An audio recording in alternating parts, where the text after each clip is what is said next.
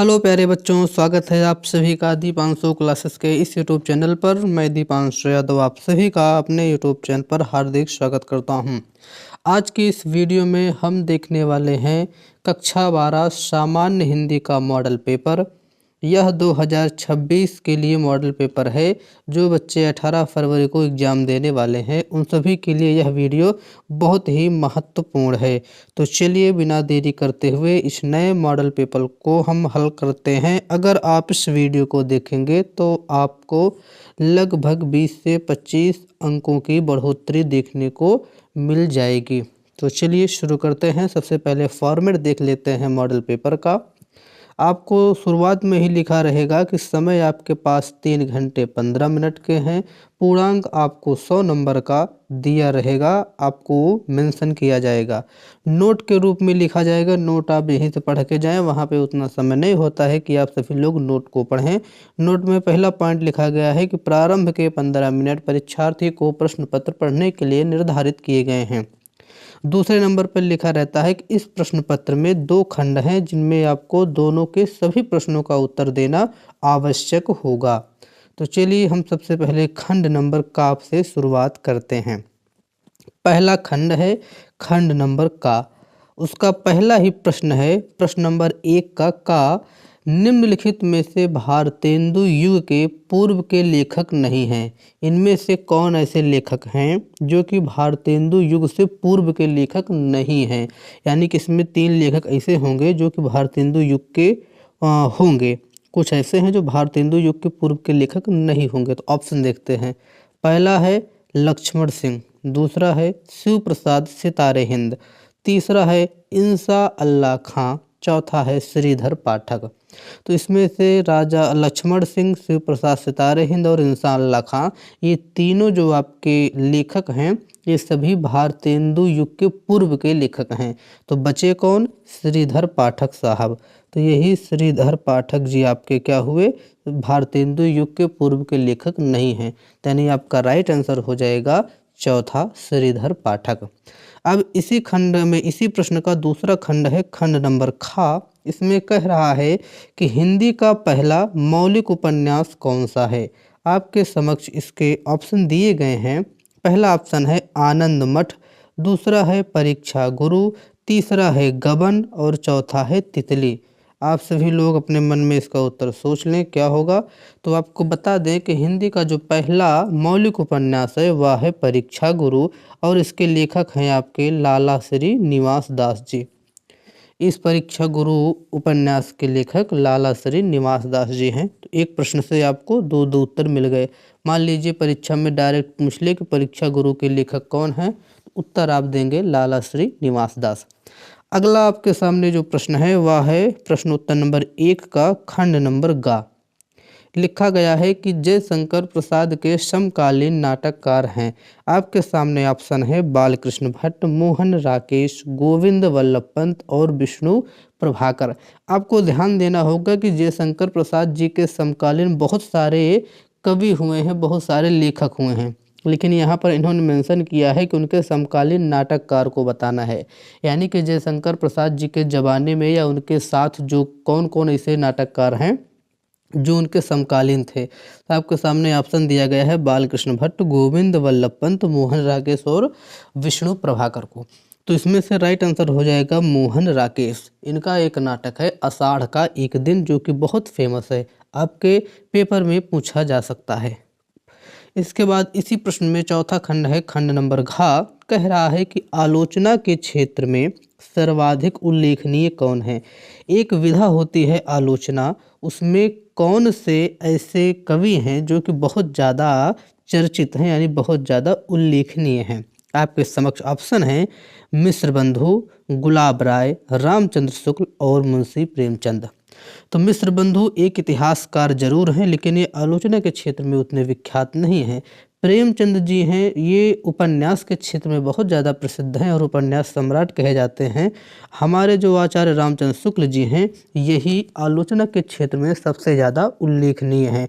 यानी इसका जो राइट आंसर हो जाएगा वह हो जाएगा तीसरा, ऑप्शन नंबर 3 आचार्य रामचंद्र शुक्ल जी। अगला प्रश्न है बद्री नारायण चौधरी प्रेम घन। के संपादक कौन हैं? बद्री नारायण चौधरी प्रेमघन ने संपादन किया है। प्रश्न इस प्रकार से है, आपके सामने विकल्प हैं, हिंदी प्रदीप पत्रिका है, प्रथा नामक पत्रिका है, आनंद कादम्बनी है और सरस्वती है। तो जो हिंदी प्रदीप है इसको किसने संपादन किया है? इसको किया है आपके बालकृष्ण भट्ट ने। सरस्वती पत्रिका जो है इसका संपादन किया है आचार्य महावीर प्रसाद द्विवेदी ने। तो ये जो रचना है आनंद कादम्बनी, इसी को बद्री नारायण चौधरी प्रेमघन जी ने संपादित किया है। Option number 3 is the right answer. अब बात करते हैं प्रश्नोत्तर नंबर 2 आ गया। इसमें आपको 10 प्रश्न दिए रहते हैं। तो प्रश्नोत्तर नंबर 1 में 5 प्रश्न हो गए। अब प्रश्नोत्तर नंबर 2 में भी आपको 5 प्रश्न देखने को मिलेगा। तो प्रश्नोत्तर नंबर 2 का खंड का कह रहा है कि प्रयोगवाद की विशेषता क्या है? आपके समक्ष ऑप्शन है, प्रकृति वर्णन, नवीनता के प्रति आग्रह, अतिशय भावुकता, विद्रोह एवं क्रांति। तो जो प्रयोगवाद है उसकी विशेषता रही है कि ये नवीनता के प्रति सदैव आग्रह रहा है, यानी कि नवीनता के प्रति, नए नए खोजों के प्रति ये सदैव अग्रसर रहा है। तो इसका जो राइट आंसर है वह हो जाएगा नवीनता के प्रति आग्रह। इसकी प्रमुख विशेषताओं में से एक है प्रयोगवाद की। अब बात करते हैं प्रश्नोत्तर नंबर 2 के खंड नंबर खा में। खंड नंबर खा आपके सामने कह रहा है कि किस युग को जागरण सुधार काल के नाम से जाना जाता है? आपके सामने ऑप्शन है, भारतेंदु युग, द्विवेदी युग, छायावाद और प्रगतिवाद। यहाँ पे टाइपिंग मिस्टेक है, यहाँ पर द्विवेदी युग होगा। तो इसका जो राइट आंसर है, जागरण सुधार काल कहा जाता है द्विवेदी युग को। तो ऑप्शन नंबर इसका जो 2 वाला है यानी सेकंड ऑप्शन है वह इसका सही उत्तर है। द्विवेदी युग को हम कहते हैं जागरण सुधार काल। अब बात करते हैं इसी में खंड नंबर गा की। गा कह रहा है कि निम्नलिखित में से प्रयोगवादी कवि नहीं हैं। इनमें से कौन ऐसे हैं जो प्रयोगवादी कवि नहीं हैं? आपके सामने ऑप्शन है, नागार्जुन, त्रिलोचन, केदारनाथ अग्रवाल, नेमीचंद जैन। तो नागार्जुन, केदारनाथ अग्रवाल और नेमीचंद जैन ये सभी आपके प्रयोगवादी कवि हैं। जो त्रिलोचन है ये आपके प्रगतिवादी कवि हैं। तो इसलिए इसका जो राइट आंसर है वह हो जाएगा ऑप्शन नंबर 2 त्रिलोचन। खंड नंबर घा कह रहा है कि मैथिली शरण गुप्त जी किस युग के कवि हैं? आपने उनका नाम जरूर सुना होगा, मैथिली शरण गुप्त। इनका प्रसिद्ध महाकाव्य है साकेत। अब पूछ रहा है कि ये किस युग के कवि हैं? आपके सामने ऑप्शन दिया है, भारतेंदु युग, द्विवेदी युग, छायावाद युग और प्रगतिवाद युग। तो मैथिली शरण गुप्त जी द्विवेदी युग के प्रसिद्ध कवि हैं और इनको राष्ट्र कवि के रूप में भी जाना जाता है। अगला प्रश्न है, महाप्राण। महाप्राण के नाम से कौन कवि विख्यात हैं? आपके सामने ऑप्शन है, महादेवी वर्मा, प्रताप नारायण मिश्र, पंडित सूर्यकांत त्रिपाठी निराला और सोहनलाल द्विवेदी। तो महाप्राण के नाम से हमारे निराला जी बहुत ज़्यादा प्रसिद्ध हैं। तो महाप्राण किनको कहते हैं? निराला साहब को। तो इस प्रकार से आप 10 के 10 प्रश्न का उत्तर आपके सामने हमने प्रस्तुत कर दिया। इनमें से अगर कोई एक भी प्रश्न आपके पेपर में फंसेगा तो आपके दिमाग में वो आ जाएगा और आप उसको सही कर लेंगे। अब बात करते हैं यहाँ से प्रश्नोत्तर नंबर 3 की तरफ। प्रश्नोत्तर नंबर 3 में कहा गया है कि दिए गए गद्यांशों के आधारित आपको प्रश्न के उत्तर देने हैं। आपके समक्ष एक गद्यांश है, उसमें से 5 प्रश्न दिए रहेंगे। प्रत्येक प्रश्न 2-2 अंक के हैं और इस प्रकार से आपको 10 नंबर मिलेगा। चलिए गद्यांश पढ़ते हैं। गद्यांश क्या है? गद्यांश कह रहा है कि यह अनुभव कितना चमत्कारी है कि यहाँ जो जितना अधिक बूढ़ी है वह उतना ही अधिक उत्फुल्ल मुस्कानमयी है। यह किस दीपक का ज्योत है? जागरूक जीवन की, लक्ष्यदर्शी जीवन की, सेवा निरत जीवन की या अपने विश्वासों के साथ एकाग्र जीवन की? भाषा के भेद रहे हैं, रहेंगे भी, पर यह ज्योत विश्व की सर्वोत्तम ज्योति है। यह आपके समक्ष गद्यांश है। यह गद्यांश भाषा और आधुनिकता वाले चैप्टर से लिया गया है। इसमें से आपको 5 प्रश्न दिए जाएंगे। पहला है, उपर्युक्त गद्यांश का आप संदर्भ सहित व्याख्या, इसका आप संदर्भ लिखेंगे। तो संदर्भ में आपको क्या लिखना है? लेखक का नाम और पाठ का नाम लिख देंगे तो आपका संदर्भ कंप्लीट हो जाएगा। आपको मिल जाएंगे उसके लिए 2 नंबर। दूसरा प्रश्न है रेखांकित अंश की व्याख्या। तो आपको जहाँ से रेखांकित किया गया है वहाँ से लेकर के यहाँ तक व्याख्या करनी है। व्याख्या करने से पहले आप जरूर लिखेंगे कि प्रस्तुत गद्यांश में लेखक कहना चाहता है कि। इतना लिखने के बाद ही आप रेखांकित अंश की व्याख्या करेंगे। आप ध्यान रखिएगा कि इसमें जब अंक 10 नंबर दिए जाते हैं, जो परीक्षा कॉपी चेक करते हैं, तो वो केवल आपका संदर्भ ही देखते हैं। आपने संदर्भ सही लिखा है तो उसी के आधार पर आपको नंबर दे दिए जाते हैं। तो आप संदर्भ में गलती ना कीजिएगा। व्याख्या आपको ना आए तो आप लिख दीजिएगा कि प्रस्तुत गद्यांश में लेखक कहना चाहता है। उसके बाद जितना दूर आपका अंडरलाइन किया गया है उसको एज इट इज आप कॉपी में लिख दीजिएगा, तो आपका जो व्याख्या हो कंप्लीट मान लिया जाएगा। लेकिन आप व्याख्या को छोड़िएगा नहीं। तीसरा कह रहा है कि गद्यांश का उद्देश्य आपको स्पष्ट करना है। तो आप अपने मन से बनाकर भी लिख सकते हैं अगर आपको नहीं आ रहा है तो। और अगर आप गद्यांश पढ़ करके इसका उद्देश्य समझ जा रहे हैं तो ये बहुत अच्छी बात है। अगला प्रश्न इसमें से है कि कौन सी ज्योति विश्व को सर्वोत्तम ज्योति है। तो आप जब इस प्रश्न आप इस गद्यांश को पढ़ेंगे तो आपको मिल जाएगा। कह रहा है कि जो भाषा का जो भेद है, यह ज्योत विश्व की सर्वोत्तम ज्योत है। लेखक ने किसके मुस्कान में जीवन का चित्रण किया है। तो यहाँ पर कह रहा है कि एक अनुभव चमत्कारी है, जो जितना बूढ़ा है वो उतना अधिक उत्फुल्ल और मुस्कान मई है। तो आप यहाँ से इस प्रश्न का उत्तर लिख सकते हैं। अगर ये नहीं आ रहा है तो निराश होने की आवश्यकता नहीं है। आपके समक्ष दूसरा गद्यांश भी दिया रहता है, दूसरा पढ़ सकते हैं। दूसरा गद्यांश है, अशोक को जो सम्मान कालिदास से मिला वह अपूर्व था। सुंदरियों के आशीजनिकानकारी नुपुर वाले चरणों के मृदु आघात से वह फूलता था। कोमल कपोलों पर कर्णावतंस के रूप में झूलता था। चंचल नील अलकों की अचंचल शोभा को 100 गुना बढ़ा देता था। वह महादेव के मन में क्षोभ पैदा करता था। मर्यादा पुरुषोत्तम के चित्त में सीता का भ्रम पैदा करता था। और मनोजन्मा देवता एक इशारे पर कंधे पर से ही फूट उठता था। यह हजारी प्रसाद द्विवेदी जी का द्वारा जो लिखा गया है अशोक का फूल, उस चैप्टर का गद्यांश है। तो वहाँ से आप इसका संदर्भ, रेखांकित अंश की व्याख्या और इन 3 प्रश्नों को आप लिख सकते हैं। चाहे आप पहला करें अथवा में जो आपका दूसरा है आप इसको करें, दोनों में से आपको केवल एक ही करना है।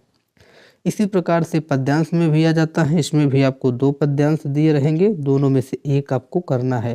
जैसे पहला है कि तुम मांसहीन तुम रक्तहीन, हे अस्तिशेष तुम अस्तिहीन, तुम शुद्ध बुद्ध आत्मा केवल, हे चिर पुराण हे चिर नवीन।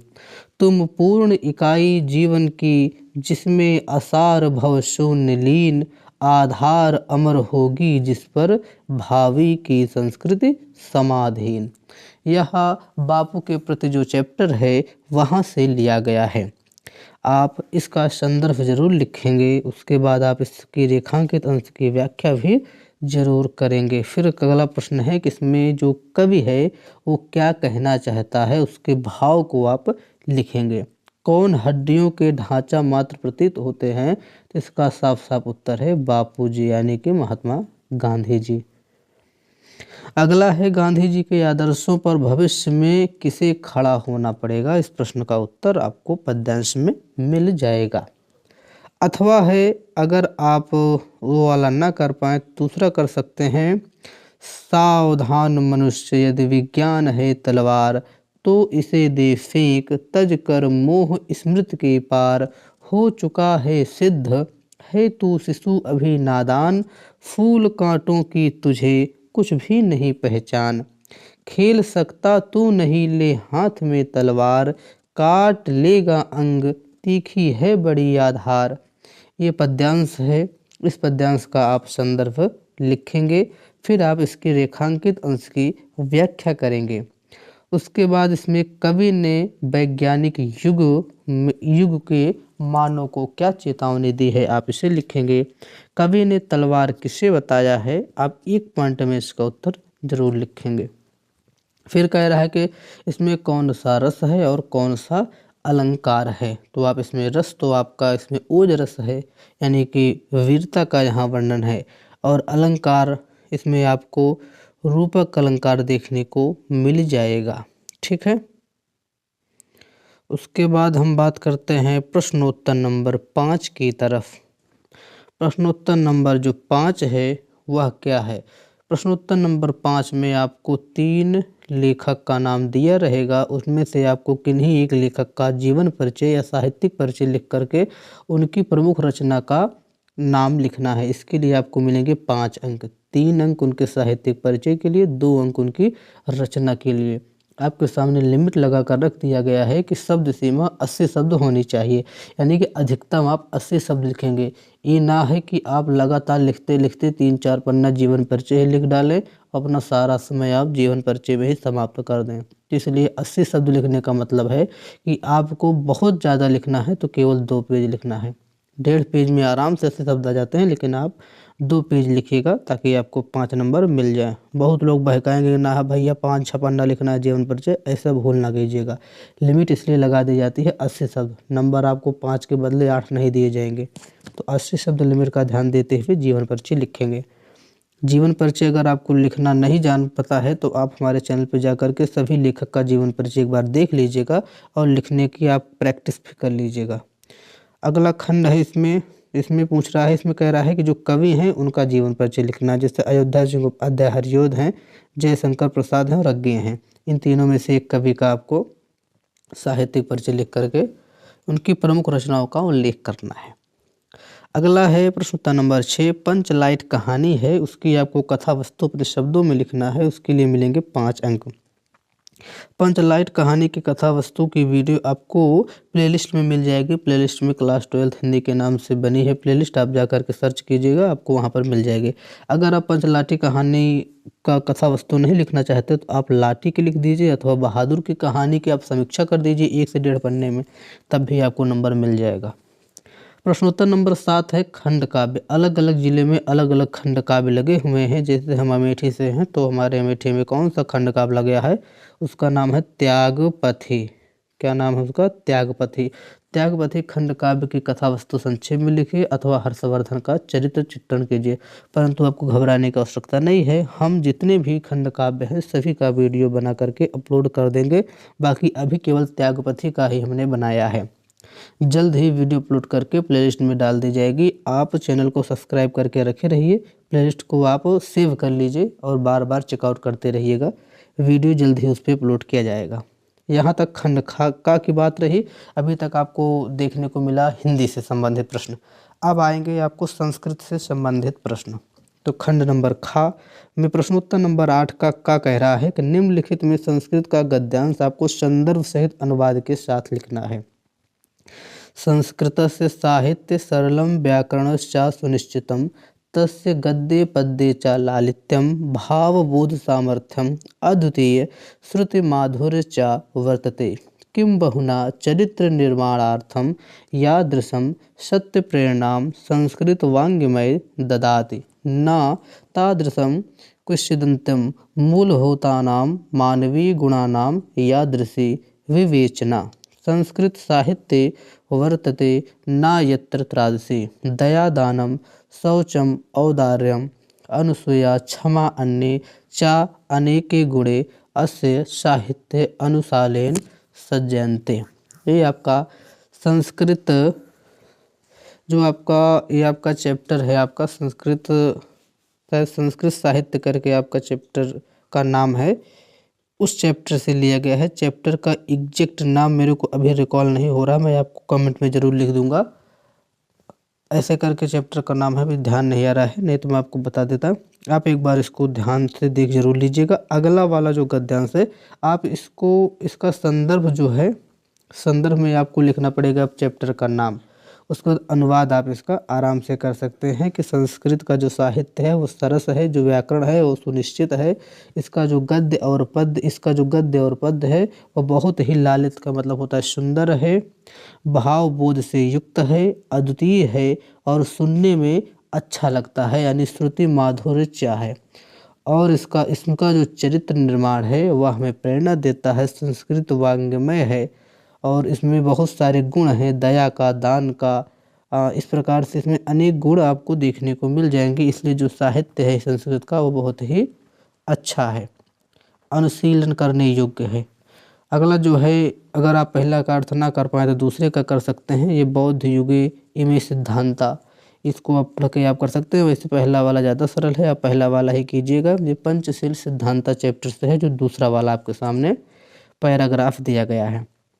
दोनों में से आपको करना एक है, जो इच्छा आप वो कर सकते हैं। दूसरा खंड है जो पद से लिया गया है, इसमें आपको संदर्भ सहित अनुवाद करना है। पहला है कि विद्या विवादाय धनम मदाय शक्ति परेशाम पर पीडनाय खलश्च साधो विपरीत में तत् ज्ञानाय दानाय चारक्षणाय। ये आपका सुभाषित रत्नानी चैप्टर से है। आप इसका संदर्भ लिख सकते हैं, फिर आप इसका अनुवाद करेंगे तो लिखेंगे कि जो विद्या होती है वह धन के, वो जो विद्या है वह आपका किसके लिए होती है, धन के लिए होती है। इसमें दो अर्थ है, जैसे पहला है एक साधु व्यक्ति के लिए है और एक दुष्ट व्यक्ति के लिए है। तो दोनों में आपका विरोधाभास दिखाया गया है कि जो दुष्ट लोग होते हैं और जो साधु लोग होते हैं, इन दोनों की जो विद्या है, जो धन है, वो सब अलग अलग हैं।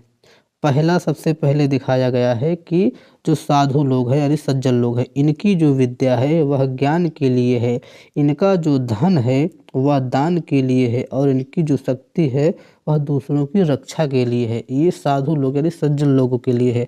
वहीं पर जो दुष्ट लोग होते हैं, उनकी जो विद्या होती है वह विवाद के लिए होती है। उनका जो धन होता है वह क्या होता है, मद के लिए होता है यानी घमंड के लिए होता है। और जो उनकी शक्ति होती है वह दूसरों को पीड़ा पहुंचाने के लिए होती है।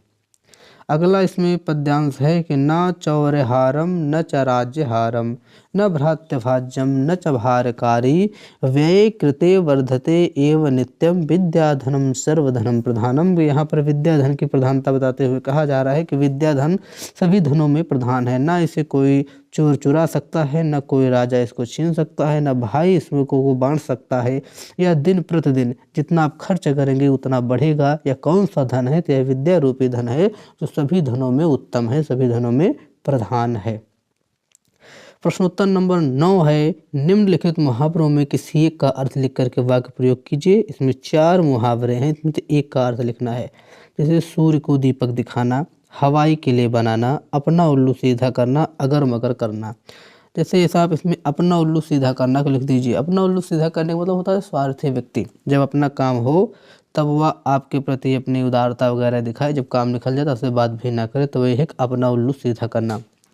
सूर्य को दीपक दिखाने का अर्थ होता है किसी भारी वस्तु को आप छोटी सी चीज़ में तौल दें, तो वो होता है सूर्य को दीपक दिखाने के बराबर।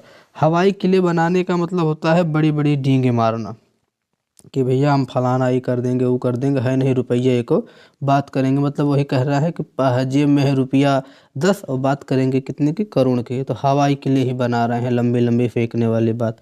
अगर मगर करने का मतलब होता है किसी बात में बहाना ढूंढना। अगर मगर करें यानी कि बहाना ढूंढें। तो इसमें से आप सबका केवल अर्थ के साथ साथ वाक्य प्रयोग भी करना हो तो कर दीजिए।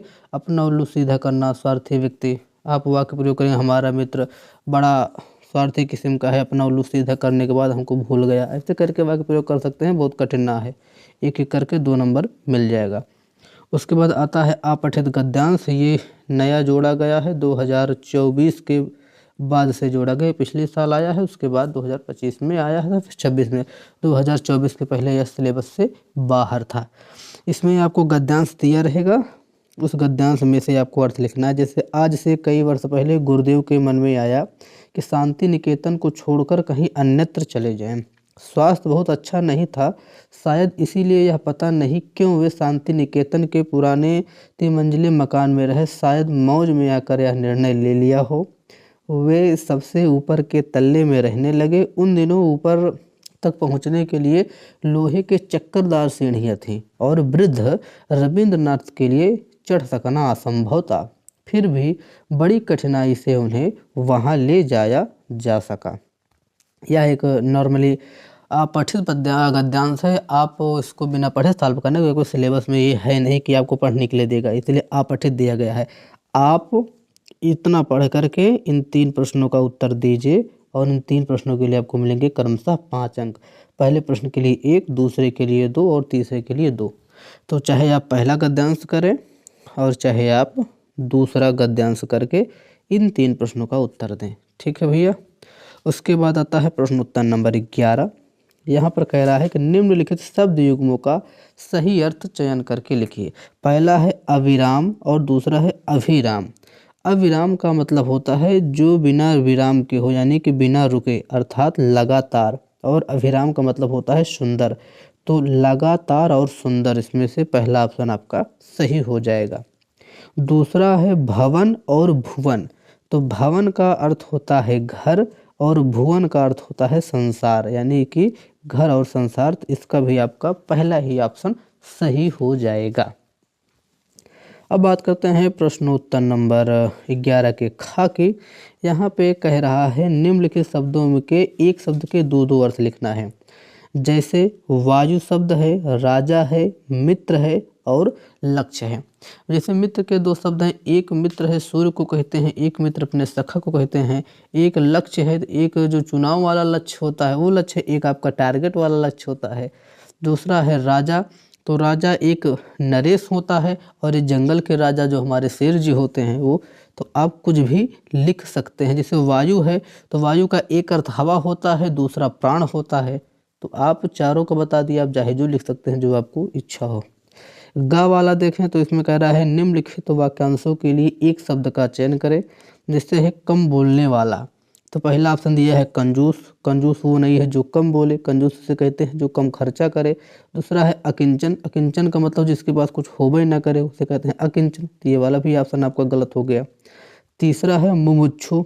मुमुक्षु का मतलब जो मांगने की इच्छा रखे वह है मुमुक्षु। तो बचा कौन? मितभाषी। वही होता है जो कम बोलता है उसे कहते हैं मितभाषी। अगला है कि जो कीचड़ से उत्पन्न हुआ हो। तो गुलाब भैया कीचड़ से तो बिल्कुल ना उत्पन्न हुआ है। फूल कहाँ कीचड़ में उत्पन्न होगा। सुमन मतलब पुष्प की ही भी क्या बोलते हैं पर्याय है। बचा कौन? पंकज। पंकज किसकी पर्यायवाची है? कमल की। तो इसलिए इसका राइट आंसर हो जाएगा पंकज, यानी कि जो कीचड़ से उत्पन्न हुआ है उसे कहते हैं पंकज। पंकज मीन कमल। क्लियर? थोड़ा घुमा करके दिया गया है तो अपने दिमाग को खोल करके रखिएगा, नहीं तो पेपर में हवा भी नहीं लगेगी भैया। बड़े इत्मीनान से देखिएगा, नहीं तो देखिए जो कीचड़ में उत्पन्न हुआ है कोई फूल ठोके, कोई सुमन ठोके, कोई गुलाबे ठोक दे। तो पंकज को ध्यान में रखते हुए आप इस प्रश्न का उत्तर दीजिएगा। प्रश्नोत्तर नंबर घ है निम्नलिखित में से किन्हीं 2 वाक्यों को शुद्ध करके लिखिए। आपके सामने 4 ऑप्शन मतलब 4 विकल्प के तौर पर दिया गया है। इसमें से आपको केवल 2 ही करना है। पहला है आज मेरा बड़ा भाई आ गया। दूसरा है अध्यापक ने हमसे निबंध लिखाया। तुम मेरे को पुस्तक दे दो, हम पहाड़ में सैर करने गए थे। हम आपको 2 शुद्ध करके बता दे रहे हैं। जैसे है हम पहाड़ में सैर करने गए थे तो पूरा गलत है। कहा आप पहाड़ खोद करके सैर करें, उसके अंदर वह सैर करेंगे, गलत है। हम पहाड़ पर सैर करने गए थे, तो मे के स्थान पर होना चाहिए। दूसरा हम बता देते हैं तुम मेरे को पुस्तक दे दो, गलत। तुम मुझे पुस्तक दे दो, मेरे को नहीं। अध्यापक ने हमसे निबंध लिखाया मीन्स आपका हाथ पकड़ कर ना लिखाया, यहाँ पे होना चाहिए अध्यापक ने हमसे निबंध लिखवाया। पहला है आज मेरा बड़ा भाई आ गया, तो इसका होना चाहिए कि जब आपने लिखा आज तो आज मेरा बड़ा भाई आया, आ गया नहीं होना चाहिए। ठीक है, तो इस प्रकार से मैंने चारों आपका राइट कर दिया। आपको जो अच्छा लगे आप 2 राइट करके पेपर में आइएगा, 2 अंक मिलेंगे। अगला है प्रश्नोत्तर नंबर 12। यहाँ से भैया 12 का जो खंड का है, खा है और गा है, इसके लिए मैंने एक वीडियो बनाया है जिसका टाइटल है कि रस छंद अलंकार। 6 नंबर आपके बिल्कुल पक्के। उस वीडियो को देख लेंगे तो आपका प्रश्नोत्तर नंबर 12 गलत होने का चांस नहीं रहेगा, आपके 6 अंक पक्के हो जाएंगे। सबसे पहले रस में कहा गया है करुण रस या फिर शांत रस। 2 रसों का आप अस्थायी भाव लिख के उदाहरण लिखिए। तो करुण रस का जैसे हम आपको एक उदाहरण बता दे रहे हैं कि मणि खोए भुजंग से जननी, फन सा पटक रहे थे शेष, और अंधे आज बनाकर मुझको किया न्याय तुमने जगदीश। एक करुण रस का उदाहरण यह है।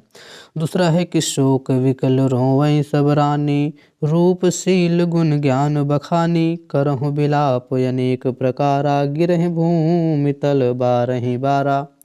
दूसरा हो गया उसी प्रकार से अभिमन्यु की जब मृत्यु होती है तो उत्तरा जो सुमित्रा नंदन पंत जी ने लिखा है वो भी कंस का उदाहरण है। तो हमने जो वीडियो बनाया उसमें कंस के 5-6 उदाहरण बताए हैं। जो आपको पसंद आए आप वही लिखिएगा। शांत रस के उदाहरण की तो पूरा भरमार है। आप जिंदगी भर में कबीर के, रहीम के कौनों एक दोहे पढ़ा हो तो उस एक दोहे को झोंक दीजिए, सब शांत रस के उदाहरण हैं। दूसरा है उपमा अलंकार अथवा रूपक अलंकार, इनमें से आप एक लिख दीजिएगा। उपमा जहाँ तुलना की जाती है, रूपक जहाँ उपमेय उपमान का क्या बोलते हैं भेद रहित आरोप होता है। फिर आता है चौपाई और दोहा, दो में से आपको एक करना है। तो चौपाई पूरे रामचरितमानस सब चौपाई हैं।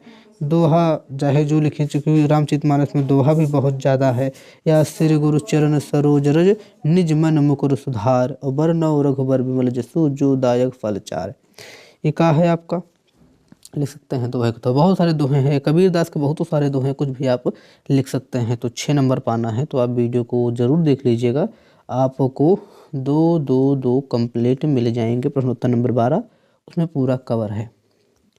प्रश्नोत्तर नंबर 13 कह रहा है, हम वीडियो को समापन की ओर ले चलते हैं, थोड़ा तीव्रता से बढ़ाएंगे वीडियो। उत्तर मध्य रेलवे के महाप्रबंधक को एक पत्र लिखिए जिसमें टिकट निरीक्षक के अभद्र व्यवहार की शिकायत की गई हो। यानी आप रेलगाड़ी में यात्रा कर रहे हों, टिकट महोदय आए, टीटी जो आते हैं टिकट निरीक्षण, वो आए आपसे अभद्रता का व्यवहार करते हैं, तो आप उनके खिलाफ उत्तर मध्य रेलवे के जो महाप्रबंधक हैं उनको एक पत्र लिखिएगा जिसकी सीमा होगी 250 शब्द। ठीक है, हम आपको पत्र लिखने का फॉर्मेट बता देंगे और इसी टॉपिक पर सेम हम आपको पत्र भी लिख करके दे देंगे। आप वीडियो को हम प्लेलिस्ट में उसको ऐड कर देंगे, आप ज़रूर देख लीजिएगा। ठीक है भैया, अब अगला बात करते हैं। अगर आप मान लीजिए वो ना लिखना चाहें तो अथवा में है कि अपने मित्र अपने जन्मदिन पर मित्र द्वारा भेजे गए उपहार के लिए आप धन्यवाद पत्र ही लिख दीजिए। हम दोनों लिख कर बताएंगे, जो आपको अच्छा लगे सो आप लिखिएगा। सबसे महत्वपूर्ण और सबसे ज़्यादा नंबर जो आपको मिलने का काम करता है वह है आपका निबंध। 9 नंबर का निबंध आता है। निबंध आप जरूर लिखिएगा। इसमें कहता है कि अपने विषय में से किसी एक पर अपनी भाषा शैली में आप निबंध लिखिए। आपके सामने 9 नंबर का निबंध है जिसमें 2 नंबर आपको मिलते हैं रूपरेखा के, 7 नंबर मिलते हैं आप जो उसके डिस्क्रिप्शन के अंतर्गत आप लिखते हैं अपने कंटेंट पर, तो 9 नंबर मिलेगा। हम निबंध की प्लेलिस्ट बना दिए हैं और कम से कम 20 निबंध आपके लिए हम वीडियो बनाए हैं, उसमें से आप 5 निबंध जो मोस्ट इम्पॉर्टेंट है पढ़ लीजिएगा। आतंकवाद की समस्या, कारण और निवारण, प्रजातंत्र के विपक्ष में भूमिका, देश में बेरोजगारी की समस्या, साहित्य समाज का पथ प्रदर्शक, पर्यावरण संरक्षण की आवश्यकता है।